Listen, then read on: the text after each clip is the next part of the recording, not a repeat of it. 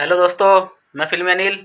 दोस्तों, हम बात करते हैं आज सालार और जो दोनों का कलेश होने वाला है। ये ऑफिशियली तौर पे न्यूज़ आ चुकी है क्योंकि सालार वालों ने एक पोस्टर लॉन्च कर दिया है और उस पर अपनी रिलीज डेट बता दी है कि हम 22 दिसंबर 2023 में क्रिसमस पर आ रहे हैं।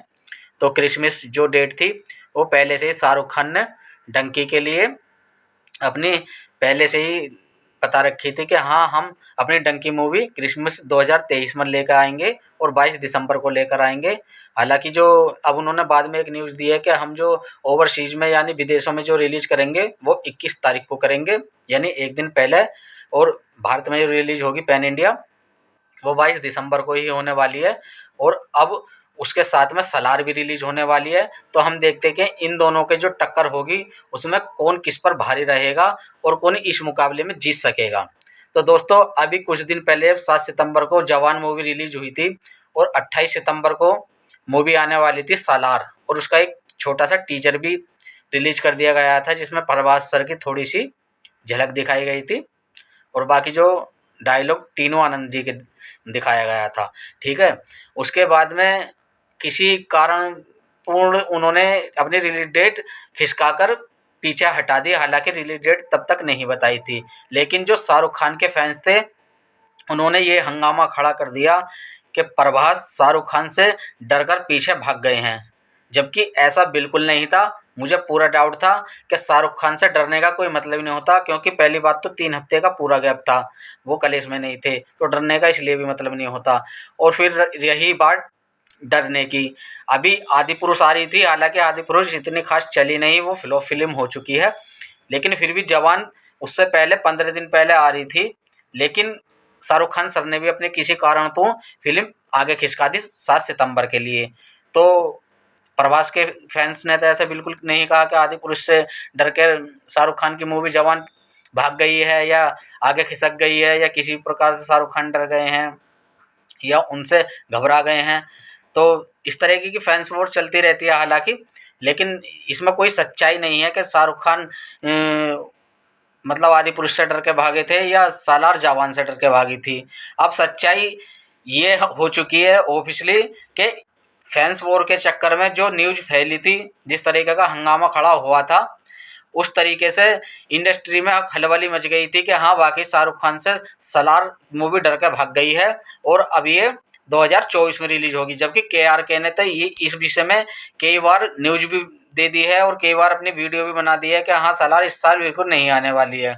लेकिन सलार वालों ने एक बहुत मोटा जुआ ही समझिए, ऐसे जुआ खेला है कि हाँ, बिल्कुल खास उसी दिन जिस दिन उनकी मूवी डंकी आने वाली है उसी दिन की रिलीज डेट अपने लिए फाइनल कर ली है।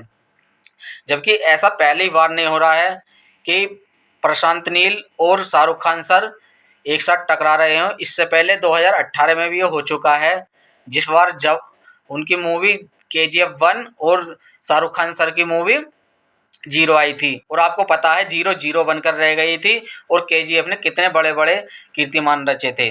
वो पब्लिक के दिल में इतनी बड़ी जगह बना चुकी थी कि उसके आगे आने वाले मतलब पार्ट 2 का पब्लिक को बेसब्री से इंतजार होने लगा था। और जब उनका दूसरा पार्ट आया KGF 2 का, आप ये भी जानते हैं कि वो भारत की कितनी बड़ी हिट रही थी। उन्होंने पूरे वाइड वाइड में 1200 करोड़ से ऊपर का कलेक्शन किया था और हिंदी हिंदी में भी 434 करोड़ रुपए का हिंदी हिंदी में कलेक्शन किया था। जबकि वो एक कन्नड़ मूवी थी, यहाँ वो हिंदी डब होकर आई थी।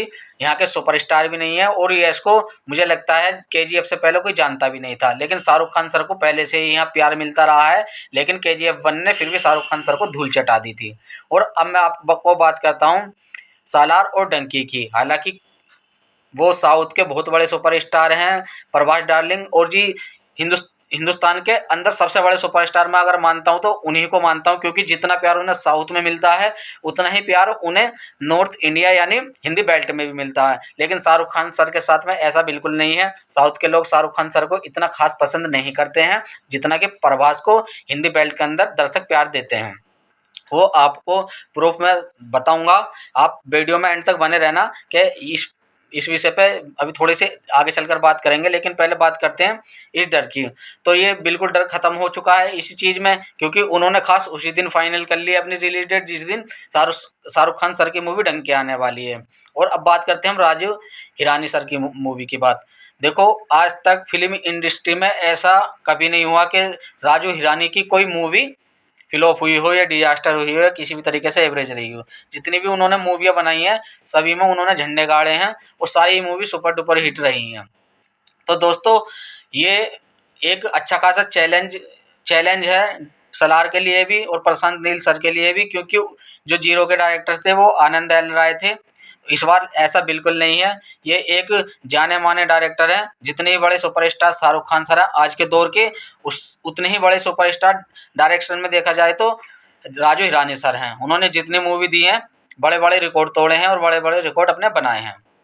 तो हम बात करते हैं अब डरने की, क्योंकि डरने का तो मतलब इसलिए नहीं होता है, अगर सलार के जो मेकर्स हैं वो डरते तो क्लियर सी बात है कि वो 22 दिसंबर को रिलीज नहीं करते।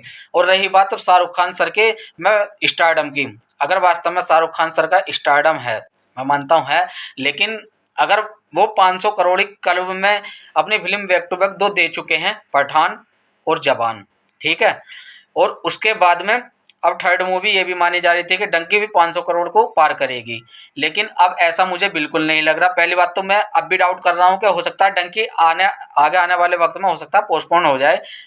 मैं फिर भी 10% बता रहा हूँ कि ऐसा हो सकता है, क्योंकि मुझे नहीं लगता कि इतना बड़ा क्लैश होने वाला है, क्योंकि अब तक जो भारत का सबसे बड़ा क्लैश रहा था वो लगान और गदर 1 के बीच में रहा था। और आप अच्छी तरह से जानते हो दोनों ही मूवी अच्छा कलेक्शन करने में कामयाब रही थी, लेकिन गदर का कुछ और हिसाब था, वो इंडस्ट्रियल हिट रही थी। और ये ऐसी एक मूवी है जिसने दूसरी बार भी इंडस्ट्रियल हिट का टैग पाया, चाहे भले ही वो एक दिन के लिए पाया हो।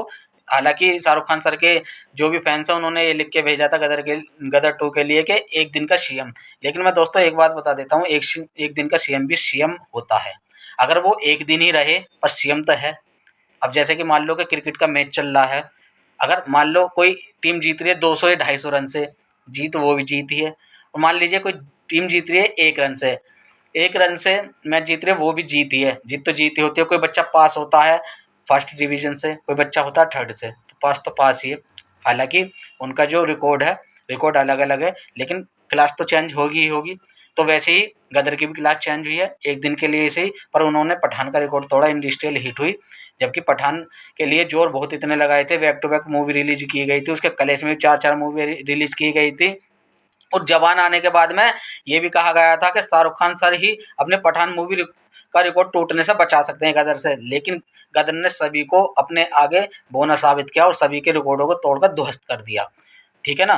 तो इसे चाहे एक दिन का ही टेक मिला हो इंडस्ट्रियल हिट का, लेकिन गदर के मामले में मैं सल्यूट करता हूं सनी देओल सर को और उनके फैंस को, जो पब्लिक को, जनता को, जिन्होंने गदर 2 को इतना प्यार दिया और गदर 2 को इतने ऊपर तक लेके गए कि पठान के आसपास भी कोई नहीं समझ रहा था, लेकिन पठान का रिकॉर्ड तोड़ के ही दम लिया, ठीक है। चाहे अगले दिन ही जवान ने तोड़ दिया हो, उसके लिए पूरा मैदान साफ था। और इंडस्ट्रियल हिट बनती रहेंगी, लेकिन जो सनी देओल सर ने किया है वो कोई नहीं कर पाएगा इतनी सारी मूवियों से टक्कर लेके। यहाँ तक कि शाहरुख खान की सबसे बड़ी मूवी जवान, जो आज इंडस्ट्रियल हिट है, भारत के और हिंदी की बेल्ट के सबसे बड़ी हिट हो चुकी है, उस तक से भी नहीं रुक पाई गदर 2, इतना बड़ा कीर्तिमान क्या है। तो अब दोस्तों हम बात करते हैं सलार की। तो सलार में अगर वास्तव में ही ऐसा होता है कि अगर शाहरुख खान सर 500 करोड़ की फिल्म में अब भी एंट्री लेते हैं डंकी के थ्रू, तो मैं उन्हें सबसे बड़ा सुपरस्टार मान जाऊंगा। अगर वो ऐसा नहीं कर पाते हैं तो ये सनी देओल के लिए तुक्का बता रहे थे, तो मैं शाहरुख खान सर के लिए भी तुक्का ही समझूंगा कि दोनों बार ही तुक्का लगा है, और वो किसी भी कलेश में कभी नहीं जीत सकते और कभी इतना बड़ा कीर्तिमान नहीं कर सकते जितना सनी देओल सर ने किया है। तो इस जीत में मैं ना ही सलार की जीत मानूंगा, ना ही मैं डंकी की जीत मानूंगा, ना शाहरुख खान सर की जीत मानूंगा, ना ही प्रभास सर की जीत मानूंगा। फिर मैं जीत मानूंगा सीधे सीधे सनी देओल सर की, जो उन्होंने इतने सारे कलेश होने के बाद भी अपनी फिल्म को 500 करोड़ में भी लेकर आए, उससे ऊपर लेकर आए, पठान का रिकॉर्ड तोड़ा और इंडस्ट्रियल हिट बनी हिंदी बेल्ट में, ठीक है। अगर वो ऐसा करते हैं 2 मूवी के साथ कलेश में, सलार और डंकी, अगर कोई भी फिल्म ऐसा करती है तो मैं जब जाकर मानता हूँ कि हाँ भाई वो भारत के सबसे बड़े सुपरस्टार हैं और वास्तव में उनको मैं अपना सल्यूट करता हूँ। तो तब मैं ऐसा मान सकता हूँ। आप इस विषय में क्या सोचते हो, मुझे अपने कमेंट्स में लिख के बता सकते हैं। और अगर आप मेरे फिल्मी अनिल चैनल को अच्छा चाहते हैं तो प्लीज़ सब्सक्राइब और शेयर कर देना, लाइक कर देना। मिलते हैं अगले किसी और वीडियो में। जय हिंद, वंदे मातरम।